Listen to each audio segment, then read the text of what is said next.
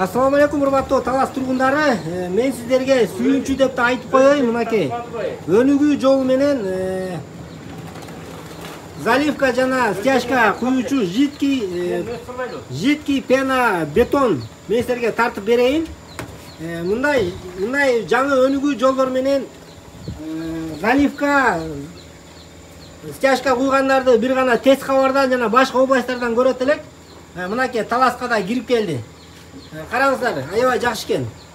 Байке, азыр кандай оңой болуп калган турбайбы? Ташып убар болмой жок, мындай эле гонять этип коюп турбайбы? Ооба, бул пожарный шланг менен. Пожарный шланга менен тияктан компрессор үйлөп берет да. Тияка чейин үйлөп берет компрессор.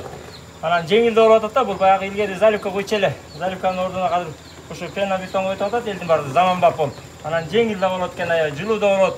Үн чыгарбайт, ылдый жакка үн чыгарбайт да, угуспайт. Анан көпчүлүгү ошо ар кандай материалдарды эме экен да, утат экен материал жагынан дагы.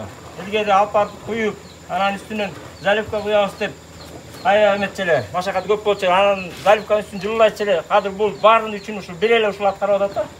Пена бетон куясың, баарын ошонун ролун баарын ушул аткарат экен азыр. Жылуулукту дагы баарын берет ушул азыр. Сол турбайбы бул, Балкадан да эконом болот экен да бул, балкадан дагы. Жукада калды эле. Мына үйдүн ээси бул байкебизге дагы суроо берип коелу. Эмне үчүн бул жолду тандады сия? Бул биринчиден жылуу, анан кийин жылуу болот, анан жакшысы туугандар бул күйбөйт.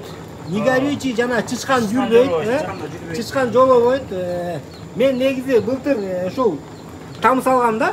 Там салганда ушул аябай заливкага келгенде кыйналдым. Кээ бирлер айтты, ылай эле кылып койду. Ылай кылыш үчүн деген ал оор болуп калат экен. Балкаларды жакын калың коюш керек экен. Пачифный жыгачтардан кагыш керек экен, жумушу. Анан баягы балкалар суу болот экен да, ийилип кетет экен да. Оор болуп калат да, оор болуп калат экен да. Анан нагрузка болот да, мисалы. Базалит кылайын деде кымбат экен. Бул базалиттин баасы бул жидкий пена немеден бетондон 4 эсе кымбат болот экен. Айла жок, баягы немени койдук дагы. Пенопласт коюп изовер кылып койдук. Ал изовер дагы баягы лист конденсат болуп тамчылап, баягы жабышып функцияны жоготуп баштайт экен да. Өзүнүн күчүн кетирип. Эми пенопласт дагы чычкан кирими болуп калат экен. Чаяндар кирими болуп калат экен. Кыскасы ошондой түйшүктү тарттык, ушундай заманбап былтыр эле келгенде мен кылат элем да. Мен азыр көрүп мынакей туугандар көзүм сүйүнүп атат. Жана баарыңыздарга мына ушундай ыкмада, жаңы заманбап ыкмада ушундай кылып заливканы ошондой эле стяжканы куйсаңыздар, мен силерге ушул жолду сунуштайт элем да. Анда эмесе мен ылдый түшүп кандай аппарат менен иштеп чыгарын жана баалары кандай болот, мен силерге толук маалыматты бермекчимин. Видеодон алыстабай лайк басып жана бул видеону сөзсүз түрдө WhatsApp'тарга, туугандарыңыздарга жөнөтүп коюңуздар.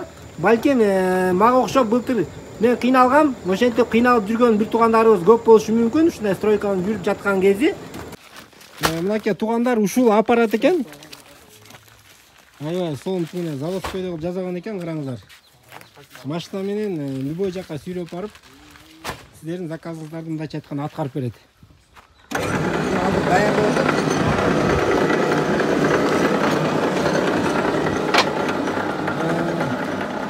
Байке, бул немеси канча болот эми?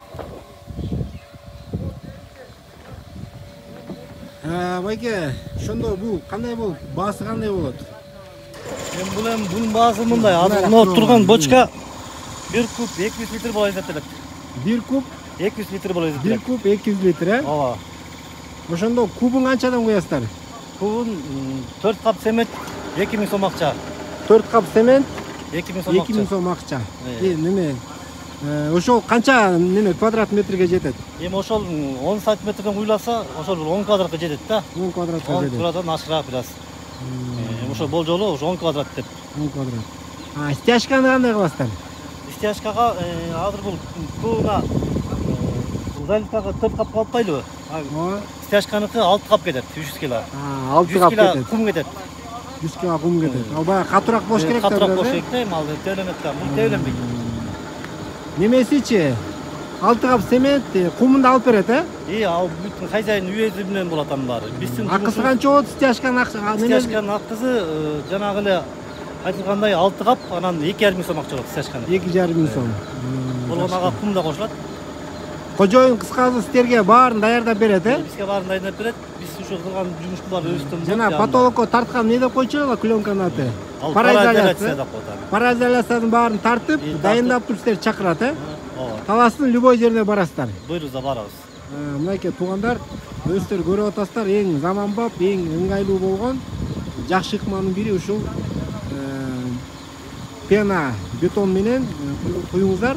Азыр мынакей очередти караңыздар, канча деген адамдар келишти, кошуналары. Биз да ушу менен куйдурайын деп, мына чертен очередте турушат. Баары ушул ыкманы эң туура көрүшүп атат. Номер, төмөндө номерге чаласыздар. Мен номерди жазып коем.